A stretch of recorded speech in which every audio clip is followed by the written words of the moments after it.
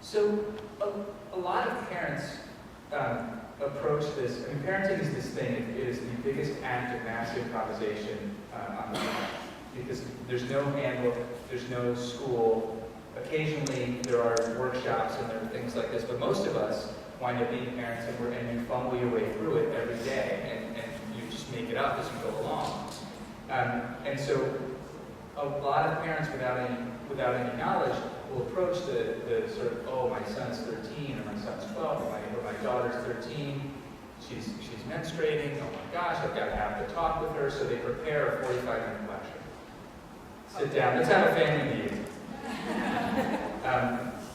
What's the best, that's probably not the way to do it. No, and hopefully you began this series of talks with your children much earlier when they're very small, when you're explaining what body parts are. You know, usually when they first notice them, you should be talking about them. So that it doesn't come down to when they're 15 years old, you have to draw them a flow chart and present a PowerPoint presentation. That's ridiculous. You should be comfortable enough to talk to your child. You may not be an expert in sexual health, you may not be an expert in STDs, but the one thing that you are an expert in, you're an expert in loving your child, and that's what you're supposed to do. So, Frank, what's the best way to open the conversation? I mean, say, for instance, that maybe you're not the parent that you just described that's been having a conversation all along, but you realize, I gotta open this door, I gotta start talking to my kids. I think the best way that's worked for me, I think my parents did very well, was being hypothetical. You know, if you are having sex, educate them on STDs and diseases. Why don't you share a story that you heard maybe on TV? You know, a teen got pregnant, this is what they're doing. I think, in my experience, my parents did a great job of educating me on the troubles of getting someone pregnant early. And the struggles, I went from starting to be a pediatrician.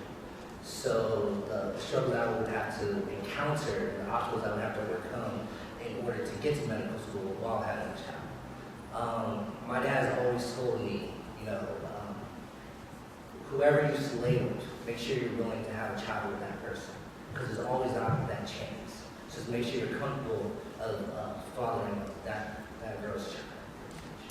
And conversely, make sure you're comfortable with that girl being the mother to your children. Correct. What else happened?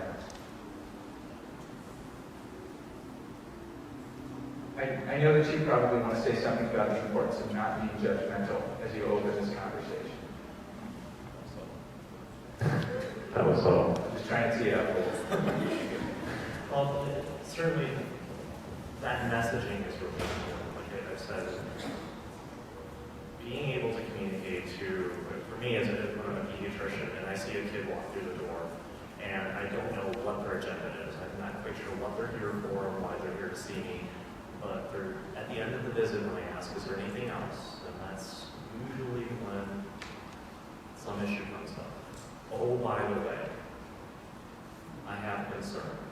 And that opens up another discussion about whatever that the concern is, and then we get to talk about it, whether it's an issue related to sexuality, or a STD concern, or talking about contraception, or whether or not the kid's thinking about having sex. But I need to be able to open that dialogue in a way that allows that person to feel comfortable. And I've been thinking about ways of, like, how do we translate that from the clinician's office, or counselor's office, or school office, to at home. And I think some of the ways that we can try and do that, really leave the door open and say, you might have some questions, you might have some concerns, I really want to know what's going on with you, and I can try to address those for you. And let's just start there. And we want to meet our young people where they are. How do if I've got a teenage son or teenage daughter and I want to start a conversation and I'm really unsure how to do that, and maybe I've had some of the conversations, maybe, we've all got names for the body parts and all of that, they're age appropriate. But what I'm really concerned about is whether or not my daughter is sexually active or my son is sexually active. And I can't, he just told me I'm not allowed to say you're having sex. So what do I do, Lita? Thanks. Without just giving a prescribed answer, because the prescribed answer, there's not one size fits all. You know, all your kids are different, and you know all of you are different. I think practicing the conversation with your kids, one of the biggest tools you can use on yourself and being prepared is making sure that you become really good at asking open-ended questions, which is a question that a kid can't answer just yes or no. How many times do you get in the car and say, what happened at school today? Did you have a good time? Get yourself in the practice of asking a question that they have to tell you something, asking things like, how did you feel about so-and-so? Or why did you do that? Or why do you think that person did that to you? Or, you know, get in the habit of, in everyday conversation, and sometimes it's like fluency, but that's what a good counselor is able to do with kids, so practice. So can I say, I mean, if you begin though, I mean, so you say you practice, say you're good at asking those questions, but you're still desperately nervous about this question, about this set of questions. I mean, help me out here. I'm a parent. Tell me something to do. You can say you're nervous. You can start the conversation by saying, hey, You should definitely recognize that. yeah, I'm a little nervous to talk to you about this, but I gotta ask. So a little bit of vulnerability in this moment. When you're trying to actually communicate to your child that I really don't want you to have sex, but you can make yourself vulnerable in that moment. Yeah, I think it's really important to be honest. You know, it's okay to tell your child, you know, I understand you probably don't have this conversation with me. I understand, you know, we're both, you know, new to this and having this discussion, and you may or may not be experiencing this, but you know, are you having sex? You know, and maybe they answer yes or no, or maybe they don't answer, you know, maybe you don't want to tell me right now, or, you know, let's talk about it later. You know, that's okay too. You know, you don't want to force the child to tell you anything. You want the relationship between the mother, father, son, whatever it may be. You want to be as open as possible. You want them to be able to trust you. So you never want to force them to tell you, are you having sex? Tell me now, tell me now. Well, if you are, you know, this is the consequence. You don't ever want to do that because you want them as comfortable as possible. And that's a quick way to get a no. Right.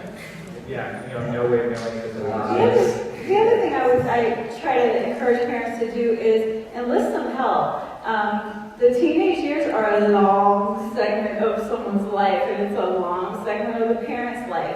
You're going to have to enlist the help of not just mom and dad, but think about other adults that you would hope that your children might have available to them, whether it's an aunt or an uncle, a family friend, and make it clear to them and make sure that that person's making it clear that should they ever need anything, they can also go to that person too. And hopefully this is someone that you can trust, and it's important for that person to, if necessary, be able to keep your child's confidence.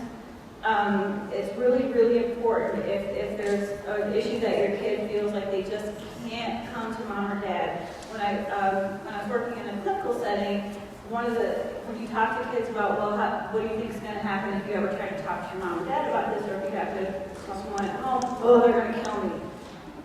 You know that you're really not going to kill them, but a lot of times they aren't quite sure. You might, so they need to have another outlet, someone else to go to, just in case. And that's helpful for you too. Part of this is about making sure that the parameters of the conversation are clear to both of you, actually, to both you, the parent, and the child. And so you're talking about kind of opening it up in a way that offers choices. You can talk to me now, you can talk to me later. I want you to know you can talk to me. And also acknowledging that I'm not the expert on this, right? But we're trying. What are the other parameters that you want to make sure are clear?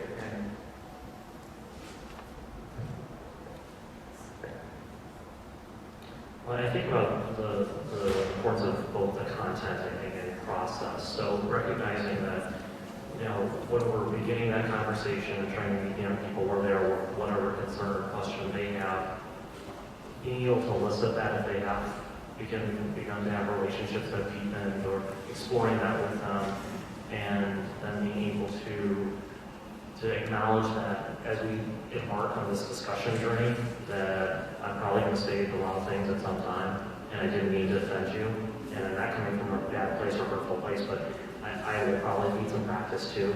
So we'll get through this together, We'll probably both make a few mistakes, or at least I'll own some, that I will probably make some mistakes in what I say and how I say it, but it will get better. And I want to be able to be here. I'm your parent. I might be your friend for part of this, but I'm your parent first. And I won't be that trusted person that you can tell things to. And there really isn't anything that you shouldn't be able to tell me, because I'm supposed to be here for you. And I guess another part of it that will go along with that is that no matter what you tell me, I'm not going to stop loving you. You got it. Absolutely. So with those parameters, and I mean, how long? This is such a logistical question and sort of a detailed question. Who knows, right? But is it okay if I start the conversation and my child says, "I gotta go. Not doing this right now." That's okay. Absolutely. How should I feel? Should I feel like a complete screw up? Yes. You have failed. Absolutely not. I mean, again, it's a process. So the first attempt, we have to think of the communication is bi-directional. So if a teenager or our kid's not ready to have that conversation with us yet, they can shut us down. Okay? We are negotiating this back and forth with them. What we're doing is we're messaging, hey, I'm ready. I'm not perfect, but I'm going to try. I love you, and I'm ready. If you're ready, let's start talking. Yeah, I think it's very important. Have a conversation in pieces. It's a lot. The topic of sex it's a huge topic, and there's behaviors, many risky behaviors, and other type of things, but relationships, the meaning of sex. There's so many different facets of sex in general. And it's okay to talk about it in pieces. Don't try to force them to say everything at once. Don't try to have a full-fledged conversation all at once. And take what you can get, pretty much. So if they tell you something, take that. That's baby steps. Just take baby steps with it, and like I said, just work through it. And then also don't take it personally when your child rejects you for even attempting to open the conversation. If that should happen, hypothetically. Right. I probably said this in conversation with Susan before. One of the things that I think parents get hung up on and kind of scare themselves thinking, okay, it's time to have the talk or talk to my kids about sex. And trust me, kids are terrified you're going to do this too. Don't get hung up thinking that you actually have to talk about the mechanics of sex. One of the things about human beings, even from caveman times, we figure the mechanics part out, what part goes where, when. You really don't even need to talk about that. We'll figure that one out ourselves. It's just like if the first time you told your kid to change a light bulb, did you need to sit them down and say, okay, this part goes into that little hole in the screw? No, you figure that out. Don't get hung up on that stuff, because your kids don't want to hear that part from you anyway. Talk about the broader issues and the impact that maybe being sexually active can have on them, or what your hopes are for them in relationships, those types of things. Don't get hung up thinking you got to go, oh my goodness, I'm going to have to say this word. Don't worry about that. So we don't have to say penis, vagina, condom. You should say condom. You should say condom early on. Okay. A lot. Use protection. That's a good word. Protection. Yeah. Condom kind of scares. I don't know. I'm thinking back in my conversation with my parents. Condom, sex. I don't know. Like the first time my parents ever tried to have a conversation with me, I didn't want to have it. I didn't. It was I did just walk out the room. I didn't even address it or anything. I just walked out the room. My dad mentioned, oh, you have a girlfriend, a long time. Are you guys having sex? Dad, I don't want to talk about this. And I walked away. Seriously, I just walked away. And so that's natural. But then eventually, he used a hypothetical approach.